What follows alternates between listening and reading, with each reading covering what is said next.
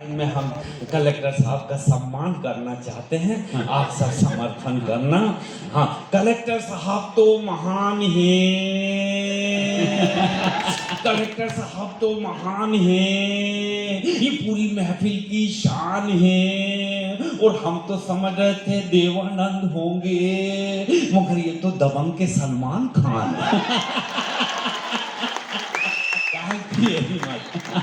रंजन जी, मेरा पेमेंट पक गया। हाँ, मुझे मालूम है कि चेक में कौन कहेगा कि साइन करो। मैं प्रणाम करता हूँ। बहुत दिनों के बाद आप यहाँ बैठे रहे, वरना सारे कलेक्टर और सारे विधायक आते हैं, अपने वोटर्स को बता देते हैं कि मैं आया था और निकल जाते हैं। लेकिन धन्य है आप, आपने सारे कवियों को बड़े प्यार से सुने। मैं शुक्रिया अदा। एक बार तालियां बजाइए इस बात के लिए। आपका सीनियर ऑफिसर यहाँ बैठे हुए हैं, ये बड़ी बात है। देखो, हंसी के लिए दूर नहीं जाना पड़ता। अब जो यहाँ आ गए हैं वो तो आनंद ले ही रहे हैं। हाँ, जो नहीं आए हैं उनको ये आनंद दिलवा रहे हैं। लाइव दिखा रहे हैं ये लाइव। हाँ, और इनको मालूम हो जाए अगले साल तो एक भी नहीं आएगा। अरे घर में सुनेंगे देखेंगे तो दिखाते हैं लाइव। तो भैया उनका सम्मान करो जो यहाँ हैं, उनका मत करो जो बिस्तर में लेटे। हाँ, वो पहले सर क्या लिखा रहता था इस देश में जब संस्कृत आई है, यहाँ से शुरुआत। अरे बात, अतिथि देवो भव गेट पे लिखते थे। मेहमान भगवान के समान होता है। फिर हिंदी आई, हिंदी में हमने सुस्वागतम लिखा, शुभ लाभ लिखा। उर्दू आई इस देश में, खुशामदीद लिखे, आपकी आमद खुशी का सबब है। अंग्रेज आए, वेलकम लिखे, आप सबका स्वागत करते हैं। अब कौन सा दौर आया है, डायरेक्ट ही लिखते हैं, कुत्तों से सावधान। समझ में नहीं आता कुत्ता कौन, बाहर बैठा या अंदर लेटा। संस्कार बदलते जा रहे हैं। मगर आपको प्रणाम करता हूँ मैं, बहुत प्यार से सुन रहे हैं। ये वो देश है जहाँ मौत से हंसी निकलती है। दो लाइन सुनाता हूँ, पसंद आए ताली बजाना, पसंद ना आए तो ज्यादा बजाना। फांसी पे चढ़ते हुए कैदी से जज साहब ने कहा, फांसी पे चढ़ते हुए कैदी से जज साहब ने कहा, अपनी अंतिम इच्छा बताइए। कैदी बोला, मेरे बदले आप ही लटक जाइए। ये पिछली बार भी हम कार्यक्रम करने आए थे, अपन दोनों बैठ के गए। तो भैया धनबाद से गए सीधा जमशेदपुर टाटा नगर, देश का पहला शहर जहाँ नगर पालिका ही नहीं है। सारी व्यवस्था टाटा जी करते हैं, नाली भी वही साफ कर, मतलब उनके आदमी करते हैं। तो टाटा जी का बसाया हुआ शहर, लोगों को बड़ा ताज्जुब हुआ, यार ऐसा शहर, यहाँ वार्ड मेंबर का भी चुनाव नहीं होता। तो रास्ते में एक स्कूल था बच्चों का, वहाँ दो लाइन मेरे हिसाब से लिखी। मैं तो पहली बार आया, मगर मेरे से पहले मेरा स्टाइल आ गया, तो मैंने बड़े प्यार से पढ़ा। स्कूल के सामने बोर्ड लगा था, स्कूल के सामने बोर्ड लगा था, कृपया गाड़ी धीरे चलाएं ताकि बच्चे दब ना जाएं। तो मेरी स्टाइल है। हम लोग कार्यक्रम करके लौटे दूसरे दिन, बच्चों ने तीसरी लाइन लिख दी है वहां, और तीसरी लाइन का मजा लेना। तो बच्चे देखो इस देश के कमाल करते। स्कूल के सामने बोर्ड लगा था, कृपया गाड़ी धीरे चलाएं ताकि बच्चे दब ना जाएं, और एक बच्चे ने तीसरी लाइन लिखा, एक भी टीचर बचने ना पाए। ये देश के बच्चे सर, क्या बात है, क्या जमाना था दादा। अपने टाइम पे बच्चे पैदा होते थे, छोटे छोटे बच्चे, मासूम बच्चे, भोले भाले बच्चे, गुल्लू गुल्लू बच्चे। अब डायरेक्ट बाप पैदा होते, पोल खोलू यंत्र होते। ये पुष्पों से यहाँ है भाईजान जिया भाई, बहुत अच्छा यार, इतना अच्छा सुन रहे हैं, बहुत आपका बच्चा बड़ा अच्छा लगता है मेरे को। दौड़ के आया, कहता मम्मा आज ईद है क्या? इनने अम्मा ने चमाट दी, बोले अभी 2 महीने पहले तो ईद किया है, बार बार ईद आती क्या? अब 1 साल के बाद आएगी, मगर तू ऐसा क्यों पूछ रहा? बोले अब्बा पड़ोसन से गले मिल रहे, मैं समझा ईद आ गई। जैसे पोल खोलू यंत्र किया भाई। बाप रे, ये बच्चों को मुंह नहीं लग सकते, ऐसी पोल खोल दे। बता यार, प्रणाम करते हैं। क्या क्या बढ़िया आदमी है, खुद खुल के बता रहे हैं मैंने लव मैरिज किया। और करना भी चाहिए। लव मैरिज वाले बहुत लाभ की चीज है। लव मैरिज में क्या है, अपना सामान जाना पहचाना अपने ही पास आता है।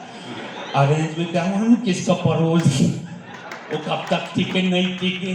तो ये बहुत समझदार, इन्हें अपने पसंद का ही सामान लाए। प्रणाम करता हूँ दीदी आपको। किस किस के घर में झांकते रहती हैं, के घर झांक रही, बताइए अच्छी हरकत, किसी घर में झांकना और हम झांके तो हाँ, तो नहीं देखना चाहिए दूसरे घर। गजल बहुत अच्छी पढ़ती हैं आप माशाल्लाह। देखो हमारी एक बार शादी हुई, एक बार, हाँ यहाँ कितने बार होती है, तो हमारी भी एक बार हो गई। तो हम अपने मायके मतलब ससुराल गए, पत्नी के मायके, पत्नी को लेने गए पहली बार। हमारी साली आई चाय लेके, हेलोजन से भी सफेद, इनसे भी वाइट, और बाप उनको देख के मैंने कहा यार ये शादी के दिन तो दिखी नहीं।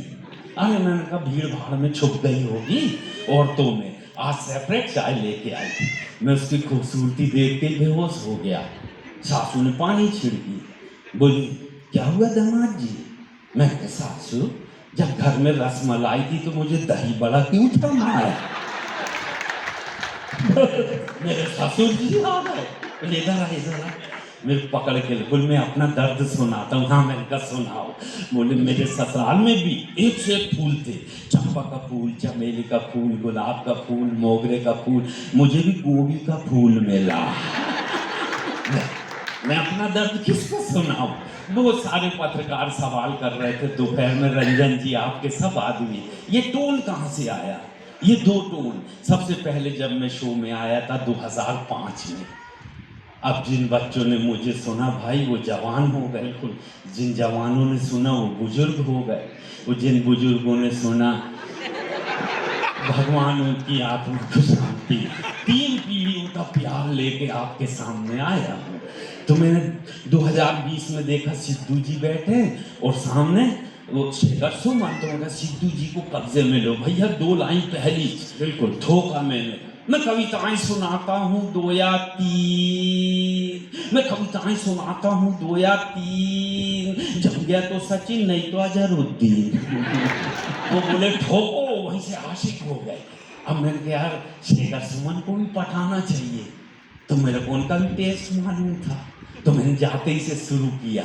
मल्लिका शेरावत तो छा गई, ये इधर भी फैन है उन्हीं के। मल्लिका शेरावत तो छा गई, रजिया बन के फिल्म में आ गई, इधर मुर्गी बैठी अंडों में और रजिया फंस गई गुंडों में। कहाँ ऐसे उस फिल्म आए थे। मगर मैंने बोला देख मल्लिका जी चाहे जितना पैसा कमाओ, मल्लिका जी चाहे जितना पैसा कमाओ, मगर भारतीय संस्कृति को मिट्टी में तो मत मिलाओ, भारतीय संस्कृति को मिट्टी में तो मत मिलाओ। बहुत अच्छा लग रहा है आप लोगों को, चाइना की बॉर्डर तक ले गए, प्रणाम करते हैं। पिछले दिनों मेरा कार्यक्रम बुक करने 2 लोग आए, एक चाइना का आया और एक जापान का। वो मैं 5 स्टार होटल ताजमहल, आपको मालूम है होटल ताजमहल समुंदर के किनारे, ठंडी ठंडी हवा आ रही है, और 15वें माले में हम बैठे, हम पहले पहुंच गए, वो दोनों चले आ रहे, राउंड टेबल था। अब एक चाइना का एक जापान का। मैंने कहा अंधे हैं क्या?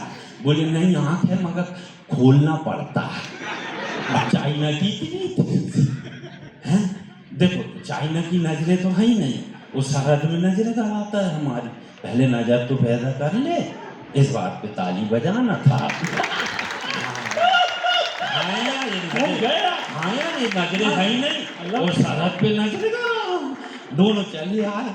मैं तो बैठो, अब राउंड टेबल थी, इधर ये चाइना वाला, इधर जापान वाला, इधर में, तीनों के लिए 3 कप आ गए। अच्छा पूरा होटल जो है हमारी तरफ ध्यान दे रहा है, कोई खाने पीने में नहीं, यहाँ क्या चल रहा है। अब तीनों ने कॉफी पिए, कलेक्टर साहब कॉफी आती अपन पीते, खाली कप हुआ अपन सीधा ही रखते हैं। वो चाइना वाले ने पिया, वो कप को औंधा रख दिया, पलटा दिया।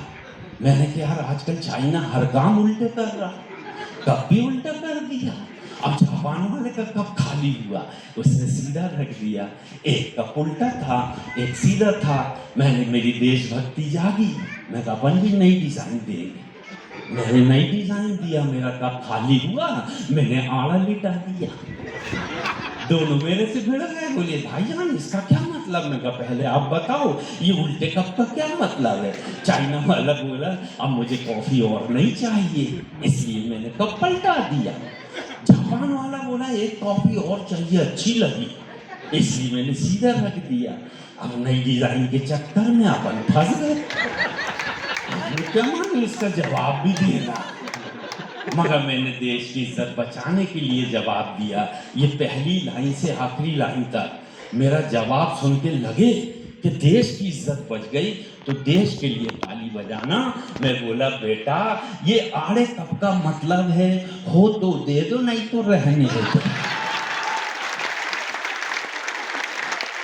बहुत अच्छा। झोल नहीं खाना, इज्जत बचा के वाह भैया, इतनी अच्छी ऑडियंस है तो मेरा मन हो रहा मैं 2 लाइन में आप सबको दुआएं दूं। आप सब में मिठास घुल जाए बांसुरियों बीन की तरह। आप सब में मिठास घुल जाए बांसुरियों बीन की तरह। वो लोग आपको भी प्यार करने लगे वैक्सीन की तरह। बड़ा चिंतन किया कलेक्टर साहब की वैक्सीन आया कहां से? तो एक नाम निकल के आया चाइना। तो मैंने कहा इसको भी दिखाना चाहिए आईना। चाइना वाले तो आज भी इस बात पे शर्मिंदा हैं। चाइना वाले तो आज भी इस बात पे शर्मिंदा हैं। कोरोना के बाद भी भारतवासी जिंदा।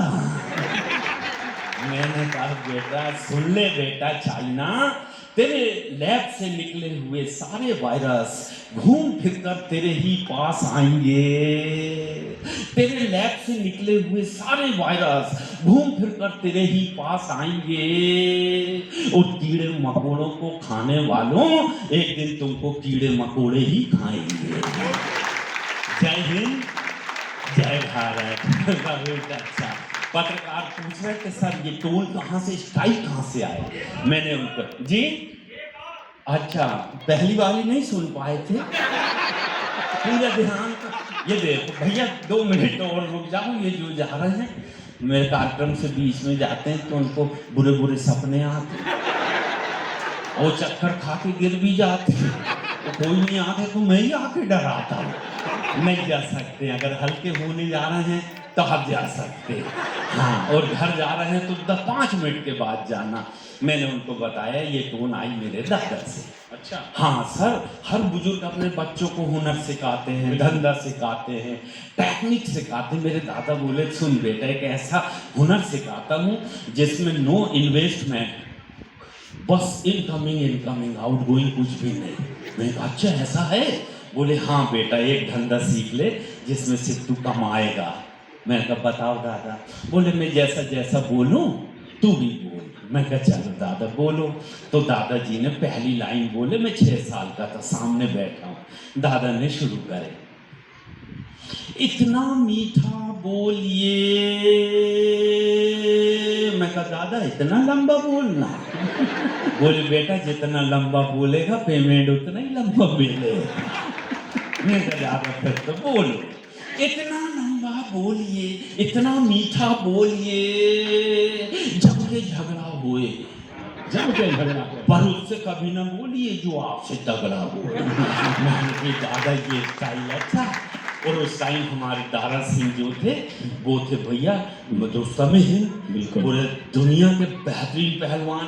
तो उनके अपन भी पहलवानी करते थे उस टाइम, दंड बैठक, उनके भक्त थे। बस एक फर्क था उनमें और मुझ में, वो दंगल में पटकते थे उठा के, मैं मंच पे उठा के पटकता हूँ लाइनों को।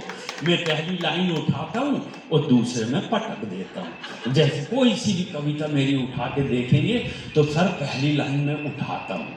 जैसे कुकर बोला कढ़ाई से, कुकर बोला कढ़ाई से, तू तो तवे की साली है बाहर से भी काली। और अंदर से भी काली है। तो कढ़ाई वाली अरे कुकर, और कुकर का जवाब अच्छा लगे तो घर जाके कुकर की पीठ नहीं कढ़ाई की पीठ थपथपाना, मगर पहले देख लेना उसकी पीठ किधर है, नहीं तो हाथ काले हो जाएंगे।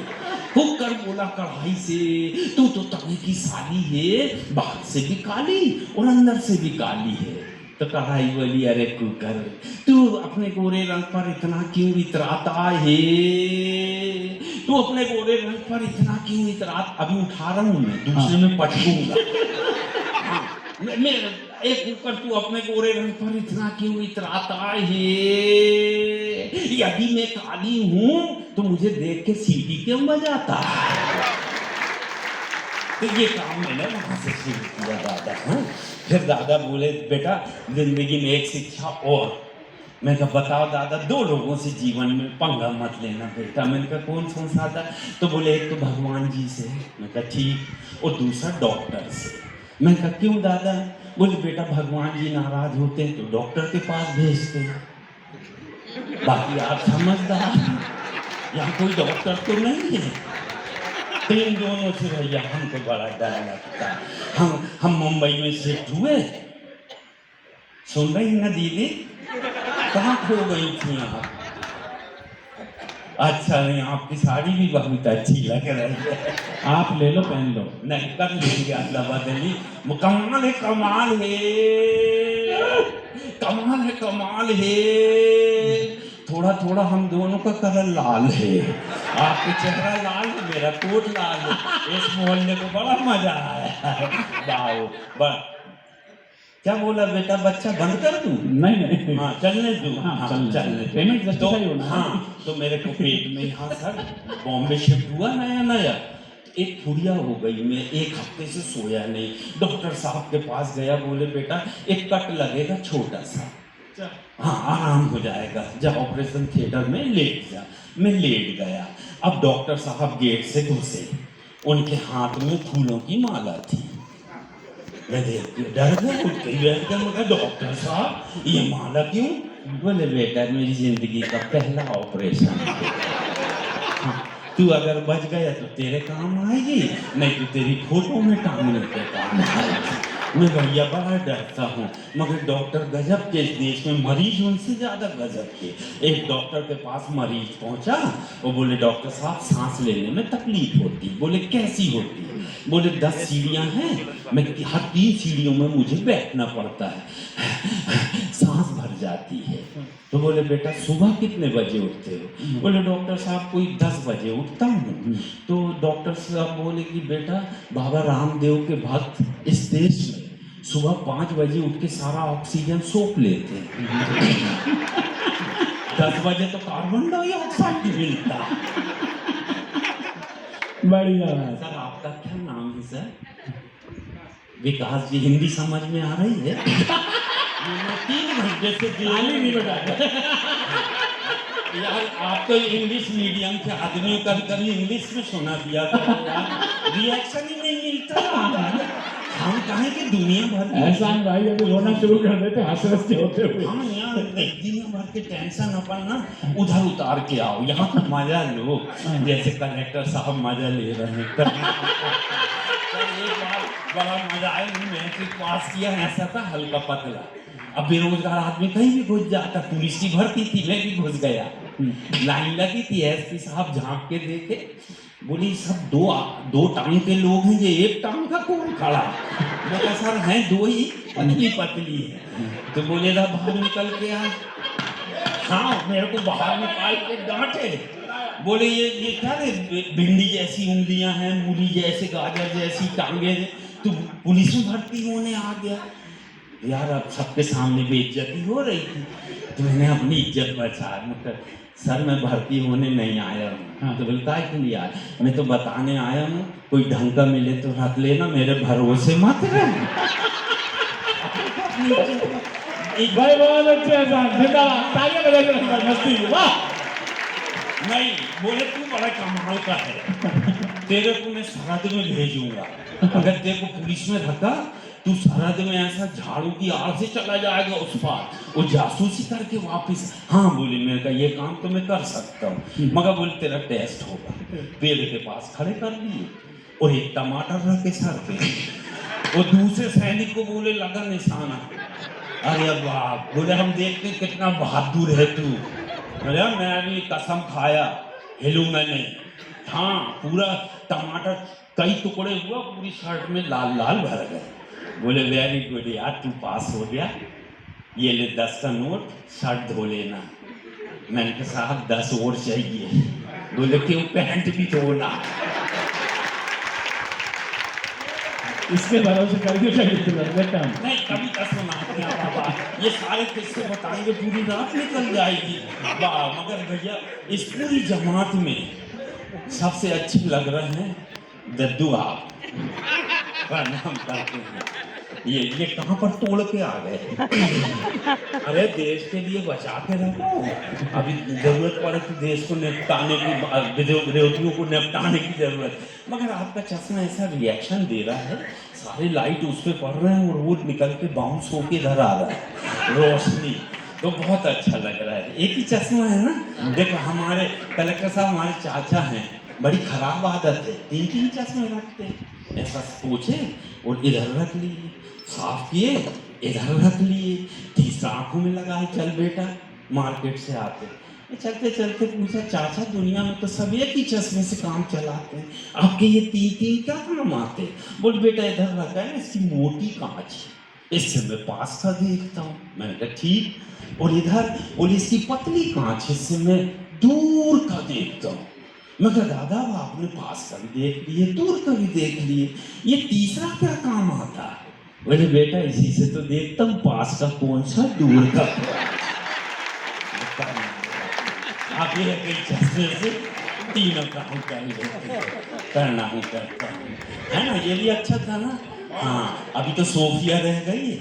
हाँ, सोफिया कुरैशी ने पाकिस्तान को निपटाया, पूरे देश को मजा आया। मैंने कहा खैर बना बेटा पाकिस्तान, अभी तेरे सामने एहसान कुरैशी नहीं आया। उस दिन तेरी हस्ती सफा चट हो जाएगी, जिस दिन हुमा कुरैशी एहसान कुरैशी के साथ मिलकर तेरे को निपटाने आएगी। ताली बजा सकते, वाह वाह वाह, मजा आ रहा है रंजन जी। आपका नाम ही मनोरंजन से निकला, तो आप पूरे शहर को मनोरंजन करा रहे। पाकिस्तान की आंख उस वक्त रह गई फटी की फटी। गाली नहीं है, कविता है। हाँ, सबका अपना अपना स्टाइल है। पाकिस्तान की आंख उस वक्त रह गई फटी की फटी जब अचानक कश्मीर से धारा 370 हटी। वाह, कश्मीर हमारा था, हमारा है, हमारा रहेगा, ये बात हमने सिद्ध कर दिया और ऐसी चाल चला, एक ही पैंतरे में चित कर दिया। तो हे पाकिस्तान, आतंकवाद की दुकान, हे पाकिस्तान, आतंकवाद की दुकान, तेरा दुर्भाग्य 1947 में तेरा दुर्भाग्य जागा था। लोगों का भाग्य जागता, इसका दुर्भाग्य जागा। 1947 में तेरा दुर्भाग्य जागा था और तू जिन्ना का हाथ पकड़कर इसी देश से भागा था। बस, बहुत अच्छा। 1947 में तेरा दुर्भाग्य जागा था और तू जिन्ना का हाथ पकड़कर इसी देश से भागा था। बस उसी दिन से ये देश अपनी शक्ति, अपना धन